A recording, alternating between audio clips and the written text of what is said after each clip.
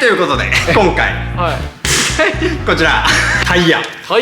ボのタイヤ交換 S タイヤツルツルの時に走ったでしょ。身の危険を感じたこちらラバンティさんね。なんとこのタイヤ口コミでは賛否両論がパックリ分かる。無事持ってってミッキーの NS2R を履いてる GRD こいつとねバトルをさせてみようじゃないかと